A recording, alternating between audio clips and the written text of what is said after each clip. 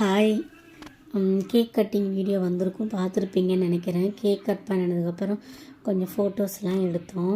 இந்த கேக் வந்து பார்த்திங்கன்னா, எனக்கு கேக் வெட்ட போகிறோம் அப்படின்றது தெரியாதுங்க. ஏன்னா என்கிட்ட யாருமே சொல்லவே இல்லை. ஈவினிங் போல் தான் வினோச்சன் வந்து, என் அம்மா உங்களுக்கு ஒரு சர்ப்ரைஸ் இருக்குமா அப்படின்னு சொன்னான். என்னடான்னு கேட்டதுக்கு, அப்போது கேக் வெட்ட போகிறோம் அப்படின்னு கூட சொல்லலை.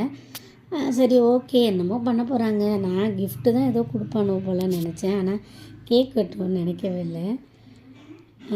அப்புறம் நான் கேக் வெட்டுறதுல அவங்களுக்கு தான் அவ்வளோ ஹாப்பி. வினோச்சன் வேறு தூங்கிட்டாங்க. ஏன்னா நான் கடையிலேருந்தே 9 மணிக்கு தான் வந்தேன்னா. ஸோ வந்து சமையல் பண்ணிவிட்டு அதுக்கப்புறம் தான் கேக் வெட்ட ரெடி ஆனோம். பிள்ளைக்கு தூக்கம் வந்துருச்சுங்க. தூக்கத்தோடு தான் எழுந்து கூட்டிகிட்டு வந்து கேக் வெட்டணும். எங்கள் அத்தை வேறு என்னோடய பிறந்தநாள் அன்றைக்கி வந்திருந்தாங்க. என் பிறந்தநாளுக்காக அவங்க வரலை, வந்து கொஞ்ச நாள் இருந்துட்டு போகிறோமான்னு சொல்லி வந்தாங்க. அன்றைக்கி என் பர்த்டேவாக இருக்கவும் எல்லாருக்கூடயும் சேர்ந்து செலிப்ரேட் பண்ணோம். என்னோடய நாத்தனாரும் வந்திருந்தாங்க. ஃபஸ்ட் டைம் எங்கள் அத்தை கூட நான் பர்த்டே இந்த வருஷம் செலிப்ரேட் பண்ணியிருக்கேன். வீடியோ கண்டிப்பாக உங்களுக்கு பிடிச்சிருக்குன்னு நினைக்கிறேன். மறக்காமல் பேஜை ஃபாலோ பண்ணிக்கோங்க. லைக் பண்ணுங்கள், கமெண்ட் பண்ணுங்கள், ஷேர் பண்ணுங்கள்.